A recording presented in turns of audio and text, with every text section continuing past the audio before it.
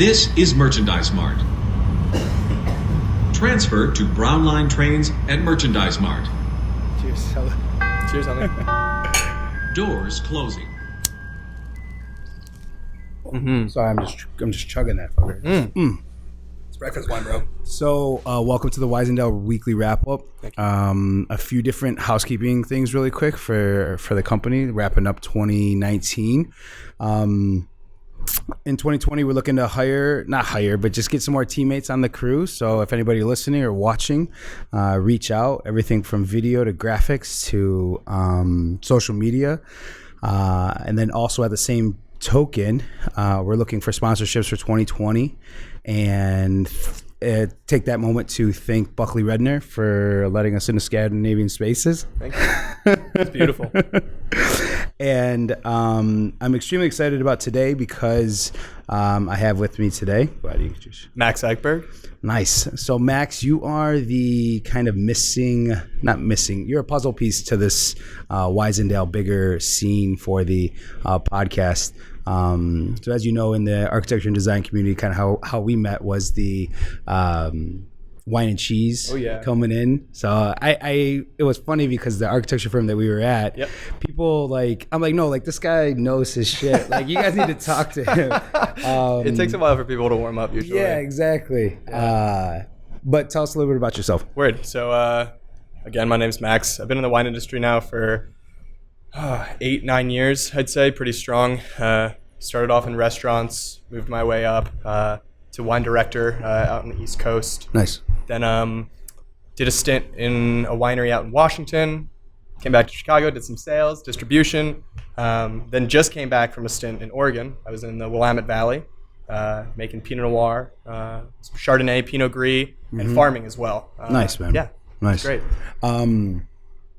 Just as stick on Oregon, did you hear about the cheese, the Italian River Rouge? Oh, the Rogue Valley Creamery? Rogue Valley Creamery, yeah. Bro, of course. Yeah. I got that. Everybody in Oregon was like, have you had Rogue yet? It's like, yeah, their blue cheeses are insane. Yeah, I just heard about it maybe like 2 or 3 weeks ago, and I was like, oh my God, I got Max coming on. I got to talk to him about it. So. Yeah, especially with these two wines that we have. Yeah. Oh man, some Rogue. Yeah. I spaced on that. I should have brought some cheese. So tell us a bit about what we're drinking right now. Cool, yeah. So we're starting off with a white from Martha Ståhlbom. Okay. She's up-and-coming winemaker from Northern California. So right here is Post-Flirtation White. Post-Flirtation White. Yeah, Post-Flirtation White. Sweet little bottle. One of her friends, local artist, does all the wine labels for her. This is a blend of Marsanne, which is a French white grape, Colombard, and Muscat Blanc. And so this wine is just what she calls breakfast wine. So low alcohol, just really easy drinking, floral white wine. It's really not trying to do too much. But my personal favorite for Christmas time, when you're sitting around with your family, right? Yeah, right. You don't want to be drinking high percentage alcohol wines to start the day, because then you just get in fights, politics comes up, whatever. So this is, again, breakfast wine. You have it with hollandaise. You can have it with scrambled eggs. I love it with rye toast and butter. Nice. It's weird to talk about wine for breakfast, but you know what? Hey. It works sometimes. Yeah, so she is a purveyor, I'd like to say, of the sustainable wine movement. Okay. The wine movement that is for the people and not just for the critics. And what I like to say is, in my own world, am an advocate for conscious consumerism in the wine world, which I think her wines are really easily approachable, especially for people who are trying to get into natural wine. Right. So that's pretty hot right now. And now I read a few of the links that you sent over. Yeah. The logos or the different types of like the bio something. Biodynamics. Yeah, the biodynamics and all the different logos that have that indicate the way the wine is produced. Surely. Is that correct? Yeah. Kind of like the soul of the wine, if you would say. Right. And that's what her style is. Yeah. I read that, and she went to Tuscany. Is that the one? Yeah, so I believe Sicily Okay. was where she started. Or it might have been Tuscany. I should know that, but Okay. Italian-based for sure. And that's where a lot of her wines get their signature mark from, which is really light-bodied, very approachable wines. I think from her time, she was at a winery called Kos, which is just famous for orange wines. Okay, yeah. White wines, read that. and also very famous for their reds, but just, again, minimal intervention in the cellar. So when she brings the grapes in, she farms half the vineyards herself. The other half are farmed by multi-generational farmers that know the land a lot better than she or anybody would. Yeah. So she works with them to make sure that they're farming the vines for quality and not quantity. Okay. So another little... Go ahead, sorry. No, I was just going to say, so you said that this is available here in the city. Heck yeah, it is. Yeah? Yeah. Where, do you want to plug wherever you get it? Or? Yeah, totally, of course. So shout out Off-Premise. Okay. Off-Premise, 1128 West Armitage. Buddy of mine, Adam Kamen, opened that shop up July 3rd of last year. So they celebrated their 1 year anniversary this year. Fantastic. Yeah, he brought me on in the beginning to help select all the wines for the shop and the opening. And what we focused on was real wine. So there are nomenclature in the wine world that we struggle with at times. Natural wine's thrown out a lot. There's no real definition for it. But with that barrier that we had, we tried to think of a word that made the conversation around sustainability and responsible farming with real wine. We call it real wine. Yeah. So I read some naked as well. Naked is a great way to say it. Okay. But it's wines that it's 99% the grapes. It's 1% what you do in the cellar. And so if we can farm properly and create grapes that come in that are pristine, the wine's going to be pristine as well. Okay. And we don't like to add anything either, personally. So I like that you guys are starting things from the ground up. I mean, how hard is it to get into, if you come out with a wine, how hard is it to break into like stores and things like that? Is it just the similar hustle where you bring in a bottle, have the owner try it, and then give them the story, and then that's how you carry it? Yeah. So do you need a distributor? That's an interesting way to think about it. You do need a distributor, depending on what state you're in too. Some people self-distribute, but for instance, just take Martha as an example. She's distributed by a company called Cream in Chicago. And I think that's relationship-based and dogma-based. So if you vibe with the distributor, if they like what you're doing, they like the wines that you produce, that's usually the best way to go about it. And I think some of the most successful brands do work with very successful distributors. Wine's marketing, people are going to look on the shelf and see a really fun bottle and grab it. They're not going to think about the winemaker a lot of the time or where the grapes come from or the farming. Right. But now that's what they're trying to fix with the logos, right? Yeah, totally. They're trying to communicate everything about how the wine was made and how the grapes have been taken care of, right? Exactly. Yeah, and trying to produce a more conscious consumer. Yeah. Because, in your job and my job, that's something that we fight every day. Absolutely. It's about making sure that the public is educated as possible to support the people that are doing it right. Fun fact, 50% of the wine in America is made by 3 major companies. Wow. So and that's huge, like volumetrically. That's and I don't even know what wine. monopoly is. Is that even like close to a monopoly? Or? Yeah, it's... I just threw out that term. There are a bunch of monopolies. Exactly like Amazon, you know what I mean? Right, exactly. Is Amazon a monopoly? Yeah. And so in the wine world, which in the larger scale is quite small compared to online shopping or that other consumer base, but it is still a consumer-based product. And so the consumers are going to be driven by whatever marketing they come into and what they're familiar with. So we have to have conversations like this and just saying, look at the bottle, do a little bit of research on the winemaker, ask the local rep at your shops and say, I'm looking for minimal intervention, honest wines, real wines. And people are starting to get on board because for me, it's not, people are calling it this new wave. Yeah. We're just getting back to tradition. Yeah, right. Exactly. I read that how, it's going back to the traditional sense of when wine was made before all the chemicals, before all of that. It's just going back to that. I should have took a photo of this for those of you listening. I should have took a photo of the wine. How would you describe that? Well, because I'm going to take a photo of it, but it's going to be empty, so it's not even going to. So describe the wine itself. The color of it. I mean, the color is pretty interesting. Yeah, I'd say it's like a cloudy lemon. Okay. Like a cloudy lemon color.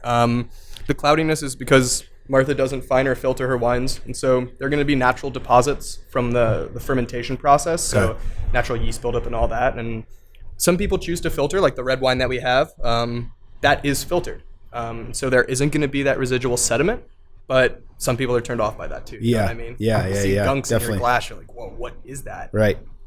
Nothing is ever going to be harmful. And you can let it settle, to the bottom of the glass and never deal with it. So when a vineyard is making natural wine, does Martha only produce this type of wine?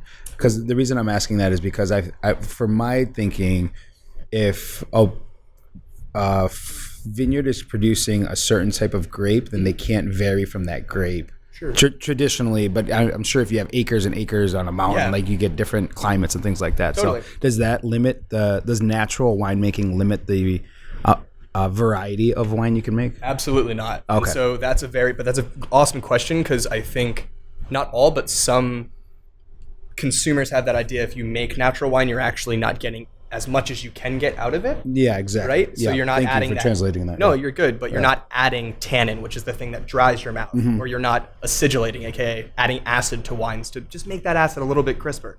Nothing wrong with it. People do it all through France and stuff like that. Adding sugar is called chapstillization in France, and so it's a very common practice. But no, I think you're able to make every style of wine you'd like in a non-interventional way. And so, or a natural way. Yeah. So just not adding a lot. Gotcha. But there are people in the natural wine world like Mathieu Barret who will drink next. Should we try it now? Yeah, let's try it. Why not? Yeah. Just keep switching back and forth. All good. That sounds good to me. And so this is called Petit Ours. And there's a show in France called Petit Ours Brun, which is the little brown bear. So on the label, it's like a Teletubby-looking bear. So the French love their funny labels, and so he's just leaving one word out, so legally he can still put the bear, which looks just like this on the label. Is that like a metallic or something? Yeah, it's super shiny and just fun and, minimal drawing, but gets the point across. Yeah. This is 100% Syrah, so a very bold red grape that's known for its spiciness and what we like to call meatiness in the wine world, so red meats or smoked meats, really beautifully laden tannin structure, so that's that drying quality. Yeah. He ferments in cement, which I love. I read that in one of the articles. I'm like, that's fucking dope. I've never heard of that. Yeah. Is that a new technique or cement? Cement, it's becoming more in style because, especially in America, because it adds a beautiful mouthfeel to the wine. Yeah. And it adds a lot of really nice minerality. But again, that's going right back to dogma. So my buddy can say, I love cement. And then my other buddy can be like, never put cement on my wines because I don't like what they do. And so it's subjectivity, and that leads me again to Mathieu, who these wines have a little bit of intervention in the cellar, but it's still natural. He adds a little bit of sulfur during bottling. I think it's 2 grams per hectoliter, which is nothing. It's nothing. And that's just to preserve the wine in the bottle, to make sure it's sound and stable, right? So I know you probably read on Martha's site, she loves just making stable wines. Right. So if that means longer in oak or just waiting a little bit longer to make sure that it's chemically stable, that's when you have good wine. Yeah. Wine that doesn't smell. You're mentioning sustainability. So let's say Martha's vineyard, if she wasn't sustainable, what would be her carbon footprint, I guess? Do they have factors like that? Do they have... So when you talk about vineyards and not wineries, right, where you're farming the grapes and growing them. Okay, can you say that of farming the grapes and not growing them? Yeah, so it's the vineyard is where we're farming and growing. It's the same thing, right? And then the cellar is where we're making the wine. So in the vineyard, let's say the 50% that Martha does has direct handles in. What we try and do and what she tries to do and what Matthew as well tries to do in the Northern Rhone is incorporate a diverse biological array of species. So pests that will naturally deter and or eat other pests in the vineyard, to not spray insecticides, to not spray fungicides, to prune, meaning to trim the dead limbs off of the vine for grape quality and not for production, right? We're not going for how much can this plant hang, but I want to make sure that if it only has 4 clusters, those are the most beautiful clusters of grapes to make my wine with. Yeah. So it's a focus on having a system in place. So the vineyard is a system for Martha. Vineyard is a system when we were farming in Oregon. It's making sure that every little piece, the tilling, the water input, just even hand thinning the canopies. Yeah. All of these little things make a synergy in the natural biosphere of the vineyard. Yeah. That's what she's going for. And did you always want to get hands-on like that? Yeah. Oh, yeah, man. You Big got to get time. into it. You got to get your hands Yeah. Because like restaurants, you get to taste all these great wines. I was working in restaurants in New Jersey and then in Rhode Island, and I was exposed to incredible wines. And that's amazing, right? It's vital for anybody in this profession to get experience in that realm. Because, man, working in service, like you don't want to, it's hard work. Yeah. And the hours are really brutal, but the people are great. And it's a community that is like so easy just to become a part of. Yeah, there's some camaraderie within the manual labor. Absolutely. But when I took my first internship, it was between that or going and getting a PhD. And my now fiance was pretty much. Congrats by that. Thank you. Appreciate it. Shout out Sydney. But we were walking down this path in a town we were living in, Bristol, Rhode Island, right by the sea. And she was like, what do you want to do? And my mind was being racked. And she was like, go for it. Like, just try the wine thing. See what's going on. She's like, hands-on experience is the best, right? Absolutely. So that kind of just skyrocketed. I understood the value of hands-on experience and hands-on mentorship, which is huge. So how would you, mentorship is, you can't put a price on that. So important. How would you differentiate the wines up in Oregon and then California, the Napas, the Sonomas? Because I haven't been up to Oregon. We just went to Sonoma, but okay, cool. Yeah. So like Napa, you have like a Mediterranean climate, right? It's wicked hot. A lot of degree days, we call it. So the amount of sun a region gets for growing days. An easy comparison would be you have really concentrated, very black fruited, heavy fruited wines in California compared to the grapes and the wines that they make in Oregon, which are much lighter, much more acid driven. And the difference is the climate. Oregon's cool climate.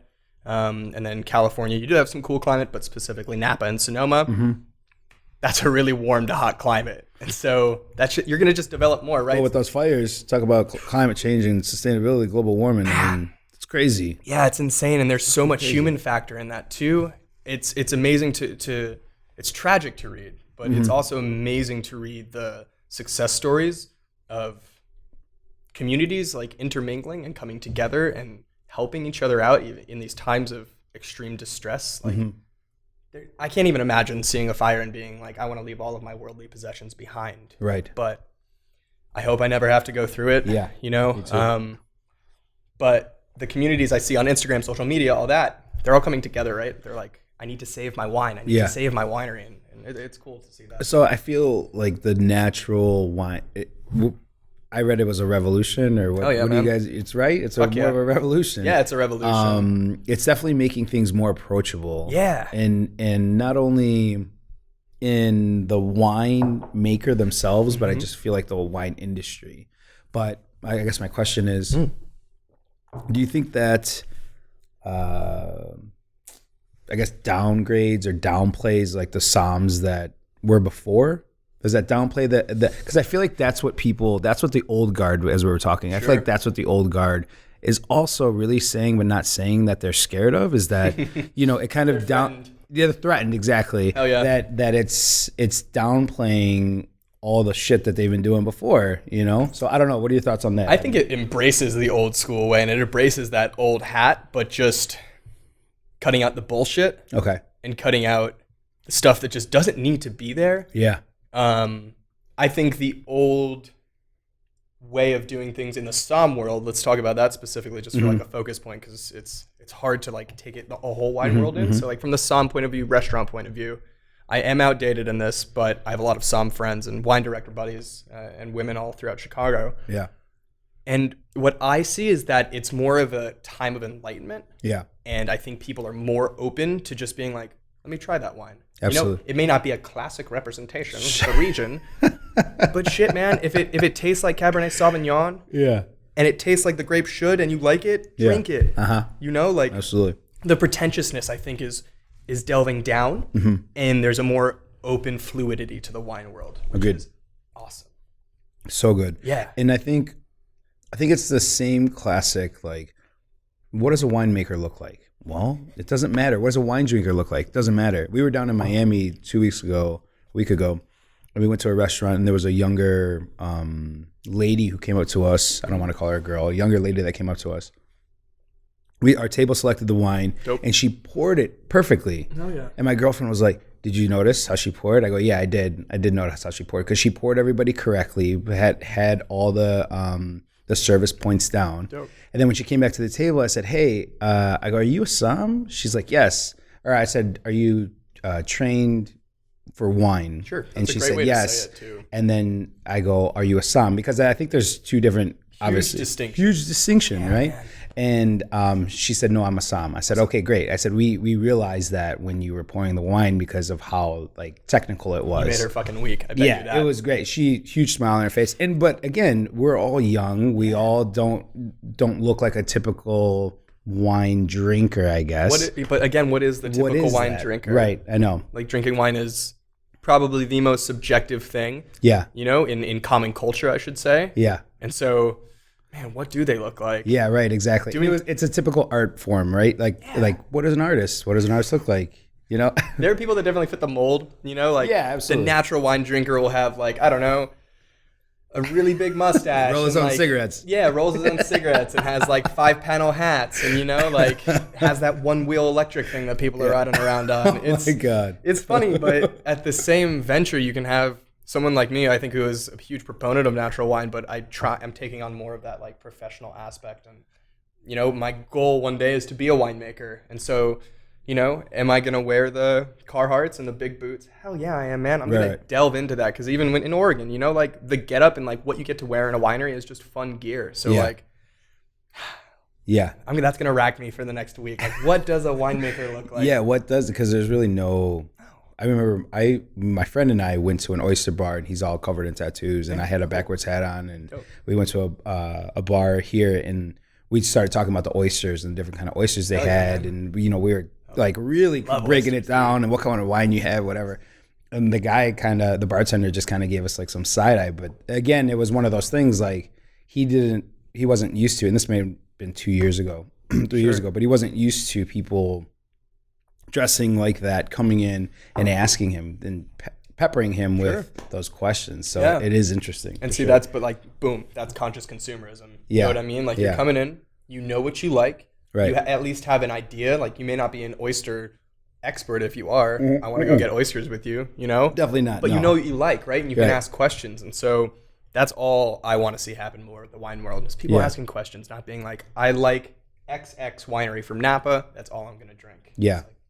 Plus, I also think the sustainability part is huge with the story is going tandem with the revolution, if you will. Like a lot of companies have sustainability stories that they try to alter, that they try to add on after the fact, right? So I think it's great that they're trying an effort. Yeah.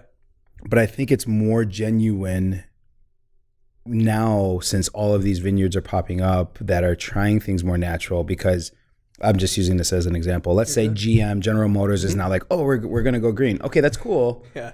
But why didn't you fucking do that back in, whenever you what about started? The last 75 years? Right, exactly. Like, why? Yeah, right. Now that everybody cares. What about the years before the catalytic converter? Yeah, right. How are you going to write that, bro? How are you going to write that? You make pickup trucks, let's be real. Yeah, so I think that's some genuine, the authenticity and genuine of these winemakers for sure. Dude, going into a wine shop. Yeah. Shout out Warehouse Liquors. I'm going to use them as an example. Okay, that's on State? Wabash. Yeah. Wabash and Balbo, pretty much. Okay. Classic shop. A lot of inventory. How do they keep track of all that inventory? So, owner's name is Gene. Genius man. He is just probably one of the hardest working businessmen. He just knows how to run a really good business, and he has a great palate, especially for whiskey. And the spirits are his side, and he has a tandem of two really, really talented palates, I like to call them. they're just employees for him. That one guy's name is Riley. He's been doing it for like 8-9 Awesome. years. Hold on, wait, time out. Yeah. So you're referring to people who drink wine as pallets? The guy who buys for him. Yeah. We've had this discussion a bunch, but I've been like, Riley, like your job is being a pallet. So what he'll do is, and he loves it, and it's true. That's great. When I was a sales rep, I would come in with my bag of wine and taste him through, and he wouldn't say a word. He would drink the wine and be like, I'd be doing this whole spiel like, it's farmed this way. The guy's dog's name is Pedro, and he runs down the 3rd aisle in the vineyard every day or something like that. He likes the story, but it doesn't seem like he's interested. Sure. He's writing notes in a spiral book. You'll get a call in a month from Gene being like, Riley really liked these wines. I'd like to purchase them. And you're like, wow, he has so much trust in this one pallet. Yeah. That he's going to stock his store with it.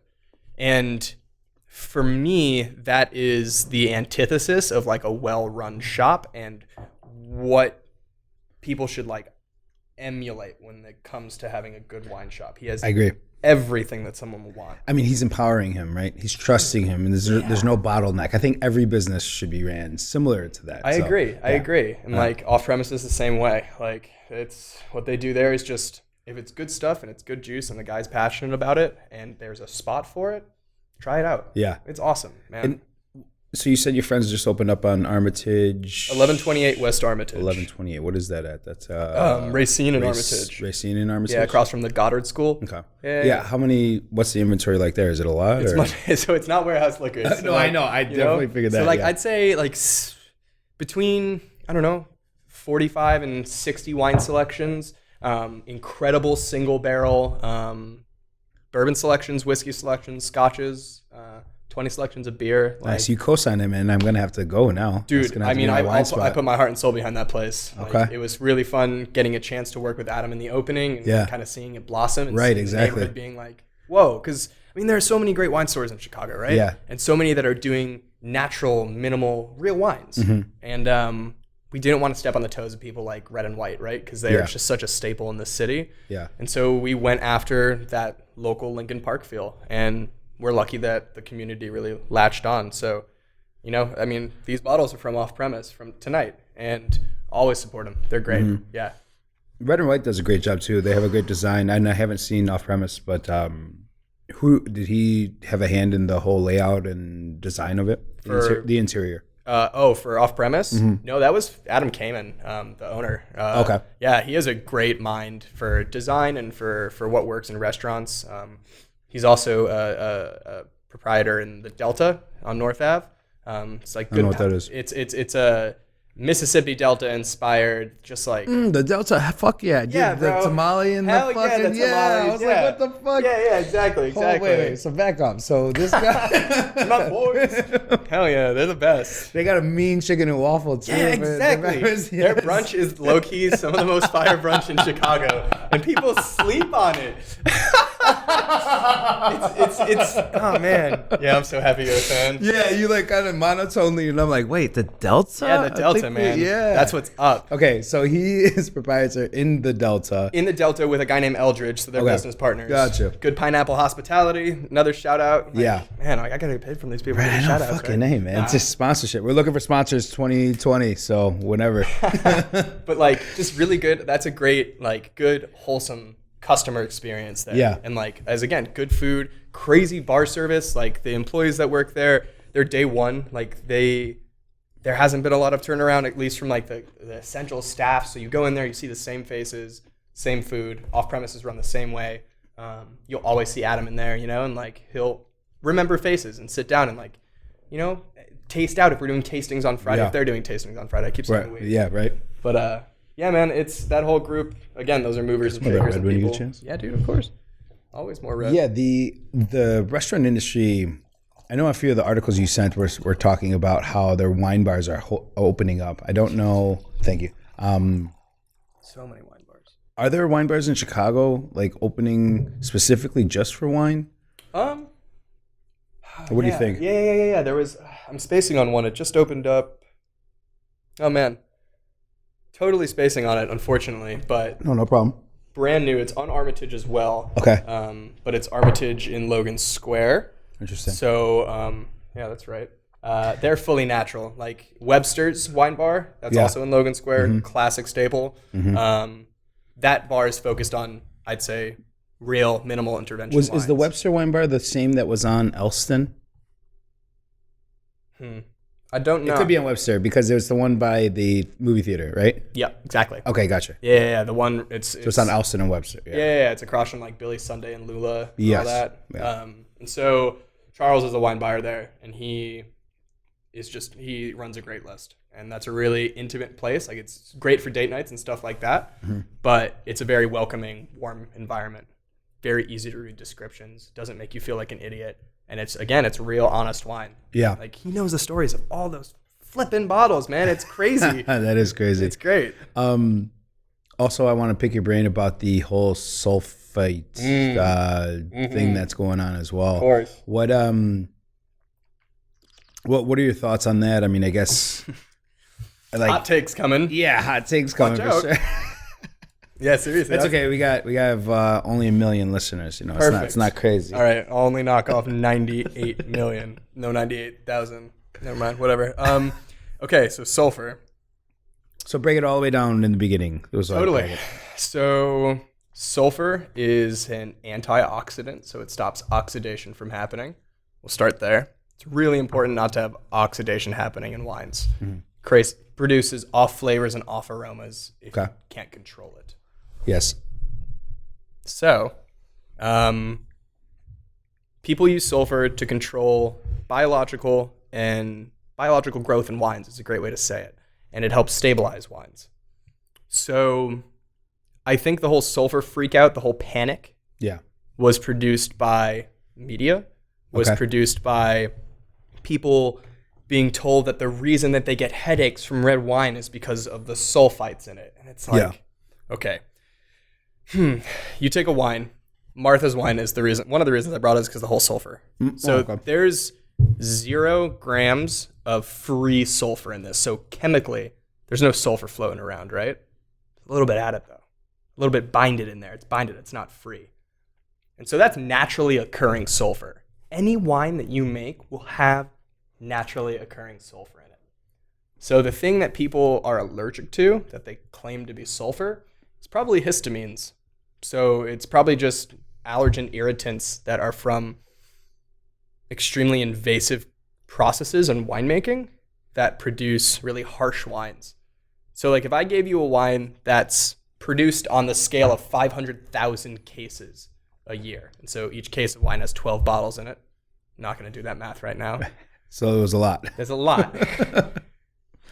And you compare it to a wine that I'd say 1,000 cases of the same grape, but you can drink them side by side. And one is a natural winemaker. The smaller guy's a natural winemaker, and the bigger brand is, a commercially viable winery that's producing for the mass market. I promise everybody who drinks that natural wine is not going to have the same type of headache that they do if they have the other wine, or the same type of experience. It's because the more you manipulate something, the more you need to use sulfur. And so sulfur is you need to repeat that because I feel like that's super important. Yeah, so the more you manipulate a wine, from my experiences in the wine world and in wineries making wine, the more you manipulate and the more you add to a wine, or the more you do to a wine when it's fermenting, the more sulfur you may have to use due to what you're doing to it. So the less you do, the less you have to add. Gotcha. Right? All right. It's, man, that's a hot take, and you don't even know. Okay. If any wine person's listening, they're like, oh. Because I asked you, and I said, is there anything that we need to not talk about? And you're like, no, everything's good. Yeah, no, that's great. That's great. No, because it's important, because I think a lot of people are jaded about sulfur. Yeah. And it's like, oh, that type of wine gives me a headache. And it's like, have you tried other producers? Have you looked into how they're farming? More than Francis Coppola? Yeah. Yeah. I'm sorry. Oh, man, no, that's just funny because Francis Coppola came up last night.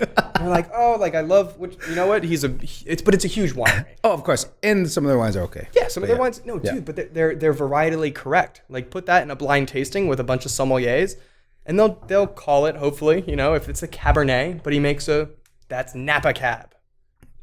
But it's about supporting smaller people, right? People that are absolutely. Trying to do it, not people who are trying to just force out product. Yeah.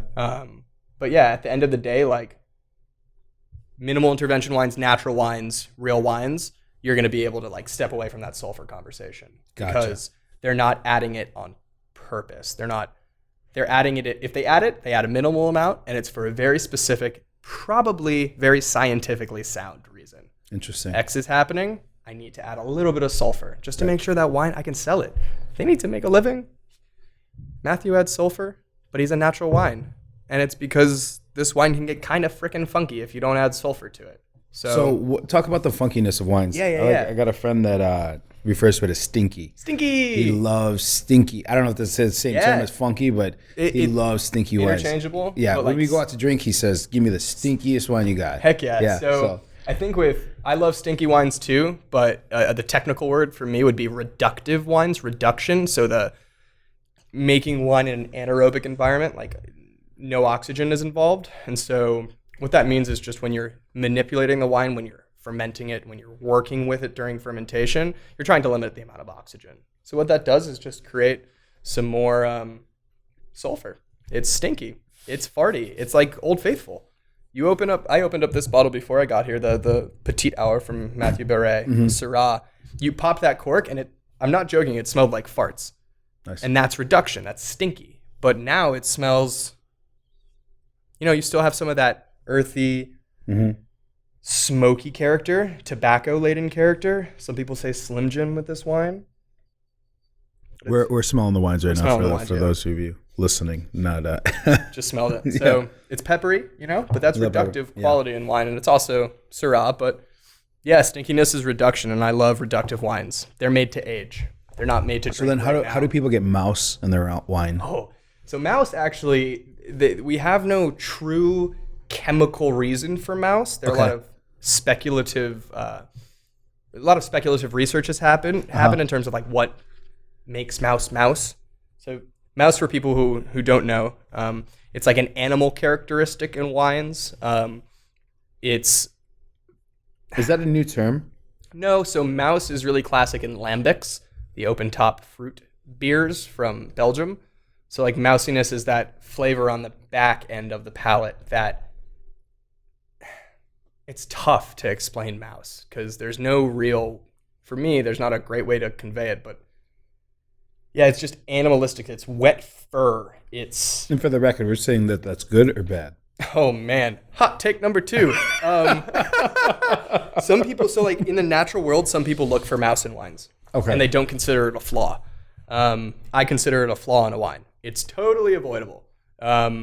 People are thinking that mouse is caused by really, really, really unstable pH, like acidic environments in wines, where it's not acidic enough. And it allows for certain bacteria. I'm not going to remember the name. It starts with an L. No, but like in non-acidic environment, that bacteria is able to just flourish and mouse happens. And so that deals with temperature control, being able to like move the wine out of a barrel if it needs to, because like putting it into another vessel helps the wine chill out for a little bit.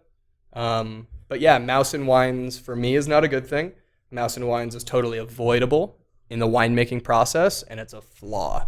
But you know what? I'm going to have a million other people being like, I don't know. It's okay. You're right. Okay. And for me, it could be better. Yeah. Like none of Martha's wines for me have ever been mousy. And she makes wine in she doesn't touch the wines, but she's able to understand and smell during the fermentation process what's happening and can react to that. Not by adding anything, right, but by doing one more pump over, which means taking the juice and putting it back onto the wine. Now, if she were able to control that or control the way she makes wine, would she be able to produce more cases? I guess my question is like, if you let things roam free and you have just grapes everywhere, as opposed to the rows or as opposed to things that formal, I guess is the word I'm going to use. Most vineyards will be that formal, though. Okay, so they're just not like freak vines everywhere. Oh, okay. So when you're saying natural or like non-intervention or whatever it may be, there's still vines. There's still rows of vines. Okay. So everybody think I'm about thinking like side of a mountain. No. Oh, okay. Gotcha. So like it's very structured. Vines have to be grown that way because if not, vines would go gnarly. They would go everywhere, and we wouldn't be able to control them. Gotcha. So like trellising systems. So is that going to be the trend in the future then? No, I'm joking. I'm Hell kidding. no, I hope not, dude, because then wine won't survive. But then when you bring that same idea of that crazy landscape of like vines, put that into the cellar, and that's what supernatural wine is. When you take the grapes from the vineyard, you bring them in on a truck, and you start working with them and making wine. Okay. Natural wine is the place where people try and do as little to that product to make your final product. Okay. It's about not putting in, like not an input, it's about the output and understanding the ways to make the output reflect what you're wanting in the wine itself. Interesting. Martha could make totally different wines, I think. Matthew Barret could make totally different wines. Yeah. So this Matthew is from the Rhone? From the Rhone. In France? In France. Oh, dude. That's my favorite type of like Rhone wines. Rhone wines. Yeah, so this and I don't even know wine like that, but when I go and it says Côte de Rhone or whatever. And this is kind of like a secret. Yeah, that's real good. Not a secret, but like this guy makes his wine at one of his buddies' wineries, but it's in a place he calls no man's land. So people, you should look this up because it's pretty cool. If you take a place called Cornas in France, very famous for red wines and Syrah. This is just on the outskirts of what the government calls Cornas, and just on the outskirts of another region, neighboring region, called Saint-Joseph. So he calls it no man's land because the French government doesn't recognize it as something that works to put on a label. And so these vines are in some of the most prestigious land in the world to grow this grape, and it's a $25 bottle of wine that is just like very powerful wine. It's very good. When you mentioned it earlier, I was like, fuck, man, this is very smooth, very... Again, cement? Cement. So what flavor would cement give? It doesn't give a flavor. Bouquet? It gives a mouthfeel. Okay. Like that silky texture, that really rounded texture. Yes. That's from concrete. Okay. And it produces minerality in a wine, so like a crunchiness and an earthiness to it. Yeah. So if you went to a wine store, and would you be able to just say, what vineyards or what wines do you carry that are made in cement? Sure. And they should be able to... Oh, man, yeah, they know that off the bat. That's a killer wine store, and I wouldn't stop shopping there. Okay. If somebody knew that at a wine shop, it means that they really knew. Yeah. But again, shout out off-premise, shout out Warehouse Liquors. Like, you go there, and you're like, I want an organic wine that's fermented in cement. Done deal. And they'll have it for you. So this is coming out week 52 of the year. Talk about bubbles. You said that you're the king of bubbles. I mean, dude. Now I'm going to call you out on it. No, that's cool. Yeah. It's because that's my favorite thing to drink, right? And like, so in my cellar, a lot of it's bubbles. I love champagne, but my favorite thing is called Pétillant Naturel. So it's when you bottle a wine right before the first... Hashtag Pétillant? I saw something on that. Well, one of the articles you fucking sent me. Oh, word. Yeah. Hashtag Pétillant. Hashtag Pétillant Posse in Chicago. Sick little... Really? Yeah. Legit thing. It's a legit thing. Like, Pétillant's a real culture. And it's totally food by most winemakers. Like, not to name any people, but like in Oregon, I was like, oh, I love Pétillants. And that's if I make wine, I'm going to make a bunch of Pétillants because I think it's really fun. Okay. And I think it's quite hard to make a good Pétillant, but they're like, oh, Pétillants stink. It's like, bro, you're taking a wine that you would like, think about this white wine we're drinking, but bubbly. Right. That's possible with a Pétillant. So all you do is just bottle a wine before it's fully done fermentation. So it continues and finishes fermentation in the bottle, and all that trapped CO2 bubbles. Huh. It's really light. It's really like just an aperitif style wine. So... Well, I guess so. That would be considered a sparkling wine. Yeah, it's sparkling. Yeah, fuck yeah, it's a sparkling wine. Whoever says different, come see me. Like no cap. Take number 3. Yeah. Like if you, catch me outside. If you tell me that Pétillant is a bubbly wine, Baltimore. Yeah, exactly. Like that's. I don't know why people hate it because they're usually very natural, right? I was just gonna say, is it funky? Yeah. But man, people who is like sort of the old guard type thing that we were talking about. Pétillant's wicked old guard, and something hot now you should look out for. It's called Piquette, Piquette. It's like what in Burgundy, a very famous wine growing region in France, known for Pinot Noir, what the field workers used to drink in the 18th and 19th centuries, and probably throughout the 20th. I don't know, but just the books that I've seen and the articles I've read. But they take the pomace of the grapes. So after you press the red wine out, press the grapes, And that's what goes into barrel to rest, as they say. Like, it got 8 months of oak. That means it was in barrel for 8 months. You take that after product, that secondary product from wine, and you make bubbles from it. You just let the wine sit on itself. There's still going to be juice in there. And you manipulate that juice into doing a secondary fermentation by adding like yeast, a little bit of sugar, some more wine to create a culture, put it in a bottle. It's a recycled, sustainable aspect of wine that's becoming really, really popular right now. Because grapes per ton on average, let's say Napa Valley, on average, is probably about $10,000 to $15,000 a ton. Ton, okay. 1 ton of grapes is 2.7 barrels, which is about 600 bottles. I mean, you're hitting me with math equations right now. I can't tell. It's just insane. Like the non-sustainability aspect of that is crazy to me. So Gotcha. Pet nats allow you to make a more sustainable aspect of wine. Okay. But like, drink pet nats at Christmas. You'll be surprised how good they go with roasts. So when we take our wines, like, to people who aren't familiar with them, the concrete and natural definitely displays a certain profile. Big time, man. What would be a contrasting one that you would recommend? Just to see that's both good, but it's very different. Like in terms of red, in terms of another red. In terms of another red So that's if on that natural aspect. Correct, yeah. That is viable in Chicago. Just in general. Just in general. Yeah. Oh, I guess I had to do a shout out of some sort. I mean, even if there is something, I mean, I don't know. What I would like to do, the reason I'm thinking about that, no problem, is that if I were to bring these wines home and say, hey, this was natural, made in concrete, what would be the opposite of that so they can taste the difference? Opposite of natural and opposite of concrete. Correct. Okay, cool. So it doesn't have to be natural. Yeah. So one of my favorites would be a guy named Guy Davis. Okay. So he is, in my opinion, like a natural winemaker because he doesn't fine, he doesn't filter, he's very minimal, but his wines are very polished, as I would say, and very old school and opulent and bold and big. And so he does a Syrah, just like this red wine, but it's from Russian River Valley in California. There's a lot of new oak on it, and so it's just bigger, it's bolder, it's more hedonistic, some people would say, like a bigger joy to drink, but that is literally a juxtaposition to what Syrah and concrete with no intervention from a cool climate region is. So he's warm climate, oak, just totally different. So yeah, Guy Davis, shout out Guy Davis. Awesome dude. Awesome. But yeah, man. Huh. Interesting.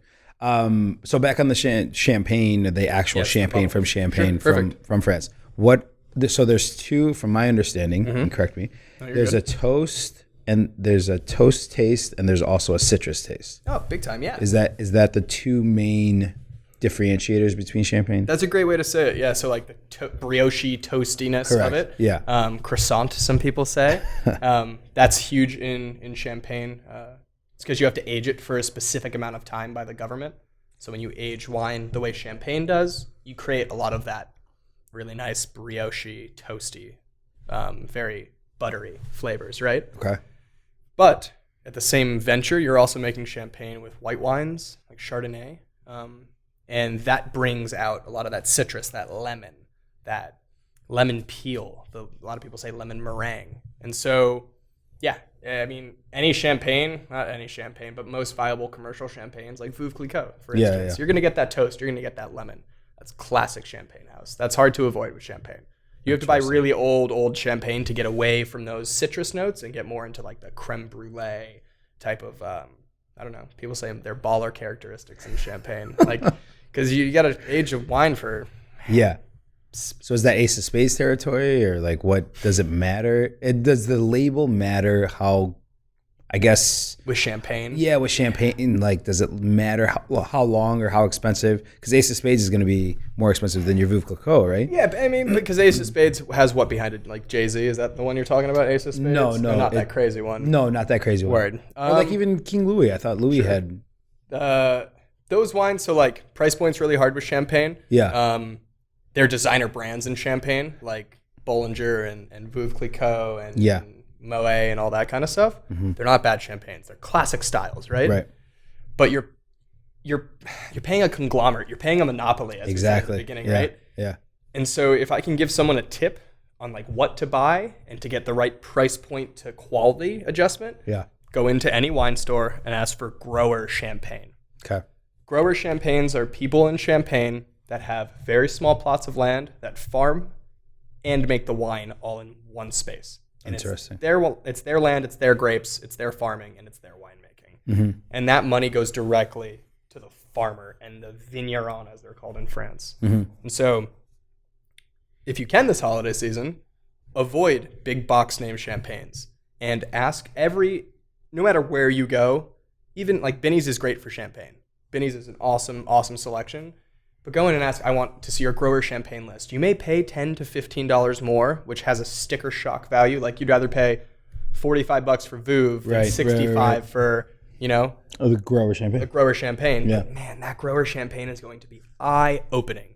You'll understand what the heart and soul of champagne is all about. And you can go into just a regular retail store and say that? Yeah, man. Like grower champagne there was a big push for it a few years ago to like start supporting these farmers because you have conglomerates that are just buying land and buying space up. And so it's hard to breathe when the market's so suffocated. And so to support the young farmers and the young generation, even the old generation, but it's a lot of young dudes and young women that are coming up to make champagne, any retail spot will be able to show you. Nice. Yeah. And like, especially the ones we mentioned, they all have grower champagne. And Perman too. Perman Wine Selection's another great holiday shopping spree. He's a god in the Chicago wine world. Well, cool, man, dude. Yeah. This is fucking a lot, dude. You're gonna have to come back. Like, I'd love to. This is a lot of information. I mean, anything. Where can people find you, or you can find how do me. People reach out to you. Instagram is a great way. Okay. I have all my links on my profile description. Man, I sound like a boomer, but you can find me at Your Vine Guy. Yeah, Your Vine Guy. Your Vine Guy. Okay. I have all my contact information there. That's kind of where I do my main thing. Yeah. I do posts about different bottles that I'm doing or producers that I love. Okay. I do private consultation and classes. I've done it around the city. Nice. So yeah, just like Reach hop out. in the DMs. Yeah, hell yeah. See what's going down. Any events or anything coming up that we should be aware of? Let's see. No, I don't. Okay. I just got back 2.5 weeks ago. So okay. Yeah, still yeah, some it's things fresh. in the work. Yeah. But yeah. We'll hopefully be on again, and Yeah. I can fill you guys in on a little bit more stuff. Absolutely, man. Thank you, Cool. dude. Cheers, man. Hey, cheers. Salute again. That was awesome. Appreciate it. Your safety is important. If you observe unattended packages, vandalism, or suspicious activity, inform CTA personnel immediately.